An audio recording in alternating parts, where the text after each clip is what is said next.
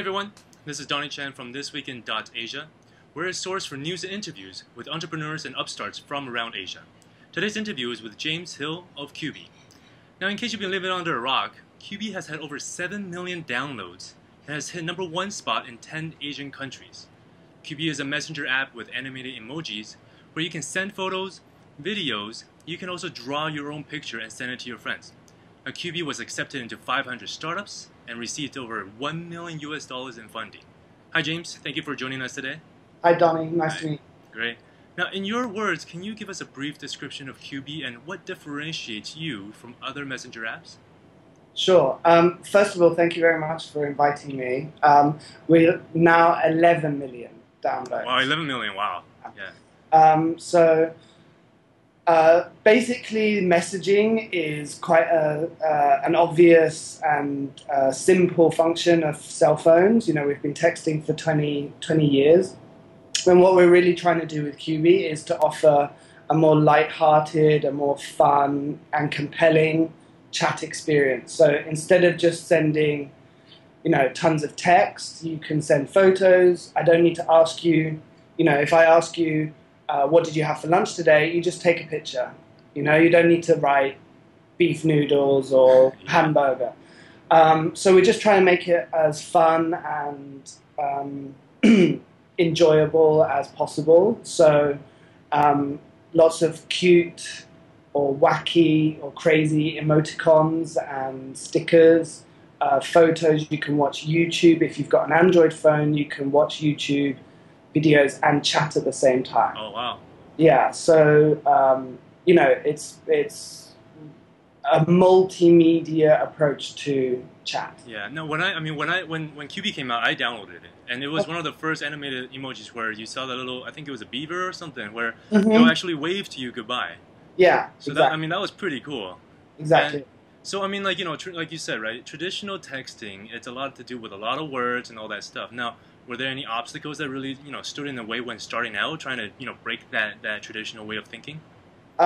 Yeah, overwhelmingly, the message types that are sent on Cubie are still text.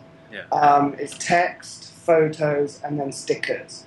And what we're trying to do is encourage people to, instead of writing "talk to you later," we'll provide a sticker that conveys that message. Or, "I'm unhappy." We'll give you an otter or a beaver sticker that is crying. Yeah. And it's basically through, our social media accounts and the way we interact with our users is basically trying to get them to use less text. Why not send a photo? So we, instead of showing a thumbnail photo, we made the photo large in the screen. So it really emphasizes the fact that we'd like our users to use the multimedia functionality. Oh, I see. Now, being in Asia, that's where Cubie started off, where Android users outweigh the iOS users. Which platform did you guys decide to start off with, or was it both at the same time? We have always planned to have Android and iOS versions, but we're an Android-first company. So the Android app launched about 2 weeks before the iOS version. But still fairly close, though, right? The Android, from a technical point of view and a development point of view, provides more of a sandbox testing environment for app developers. So we're able to experiment on Android a lot easier than iOS. In our company, we were only 11 people. Everyone's Android. Yeah, everyone's Android except for 3 of us. So that tells you kind of the importance of Android. Yeah, the developers are all Android fanboys. Yeah. Now, switching gears a little bit. I would be remiss if I didn't ask this question for our viewers. How did Cubie get into 500 startups? Okay. 500 startups is obviously, a very interesting and unique family to be part of. Yeah.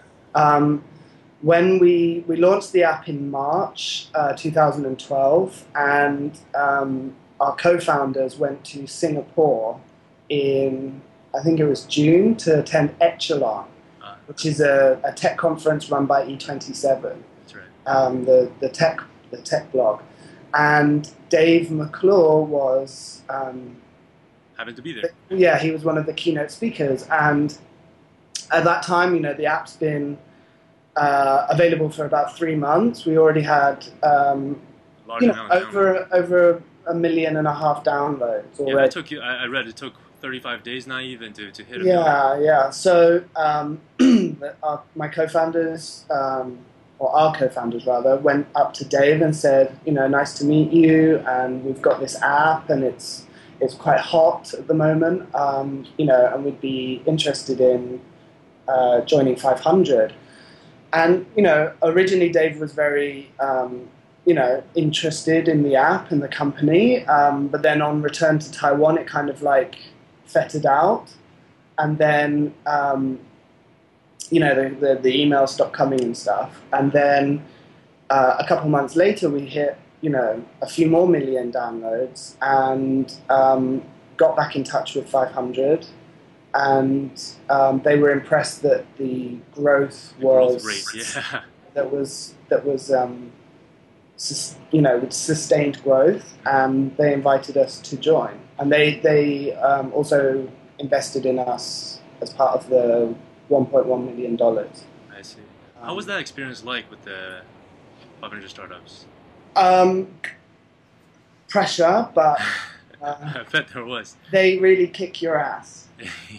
And they don't take any BS. They really, there's nowhere else in the world apart from San Francisco and the Valley where the mentors and the people who are helping those companies are available, and they're at the end of an email or a phone. Oh. And the people that come into the 500 startups office, or, you know, incubator, the guest speakers, they're people who have built, you know, they joined Twitter when it was 20 million people, and now it was their job to grow it to 200 million. Wow. So that is the perfect person to help us. Exactly. How do you grow? How do you make sure your users are using the app a lot, and how do you get new users? So it, you know, it's a bit of a rock star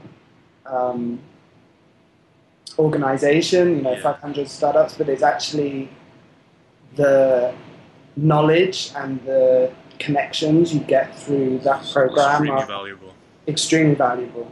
And even after we graduated, they still help us. Wow, that's awesome. Yeah. That's awesome. Do you have any advice for others who might want to be a part of 500 startups? Yeah. Well, and this is, I'm just repeating what 500 startups themselves say. They like to see some sort of traction going in. So, you know, don't approach them with a PowerPoint slide and say, this is what I'm going to build. Yeah. Actually have something out there that has, you know, a decent amount of users. It doesn't have to be 1 million. It could be a number smaller. You know, it really depends on the app that you're working on. Do your homework. They are very keen on market size for about 100 million users. You know, if that's an addressable market, that's the kind of size they're going for. Oh, I see. 100 million. Yeah, they like things like services for parents. They've invested in a lot of things that are childcare or family related. Oh. They're very big on female founders. Oh. They like things in emerging markets or fast-growing markets. You know, all this information, you should do your homework before you really try to apply for something that they may not even be interested in what you're doing, and you show up with a power slide. Exactly. Then, you know, that's just wasting their time. The other thing is, aside from meeting Dave at Echelon, was we're friends with another company called Cardinal Blue. Oh, okay. The pic collage. Yeah, they make pic collage, like a collaging app, and they'd already gone through 500 startups, and they helped make the introduction. Introductions, very so important. even though you can apply directly, they really do value, references from teams they are already familiar with. I see. Now, since inception, Cubie has received funding from, B-Ventures, Entity Investment Partners, Big Lob Capital, Gumi Ventures, Pinehurst, 500 Startups. Those are just a few names. Now, how did receiving an investment affected your business as a whole? Well, you have a boss. Lots of bosses. Keeping the investors happy. Yeah. Is certainly something that entrepreneurs and companies have to juggle with. So there's obviously an added amount of pressure. Yeah, definitely. To be honest, we've been quite lucky with our investors that they're nice people, and they're not overbearing. Oh, that's good news. They have their own ideas about the direction of the app and what we should do and where we should focus, and we try our best to accommodate those requests. I see. Now, having reached number 13 spots in the U.S. market, how has the U.S. market been different from the Asian market? So in the U.S., we have about 500,000 registered users. So it's very small compared to the size of the market. Yeah. America is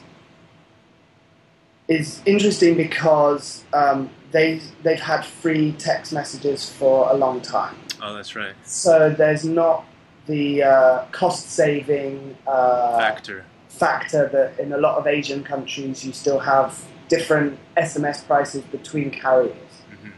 So in the US, you don't have this. So you're basically selling or promoting something that they already kind of have. Now, what we found in the US is that a lot of our users are niche groups.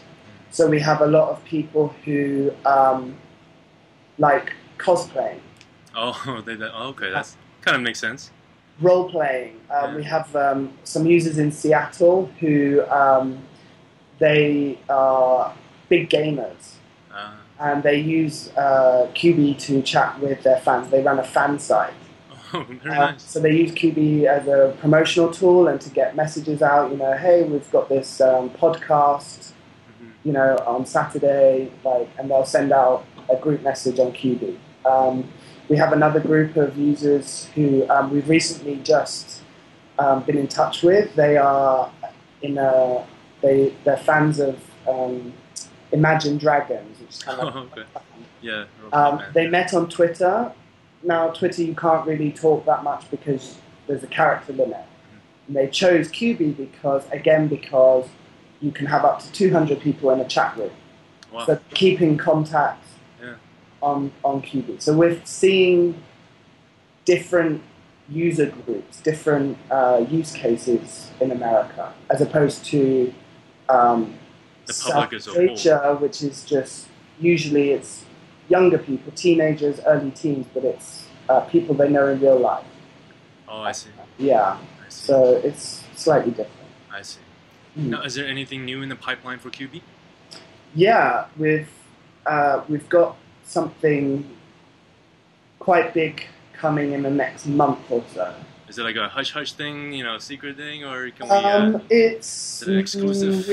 We haven't told anyone about it yet.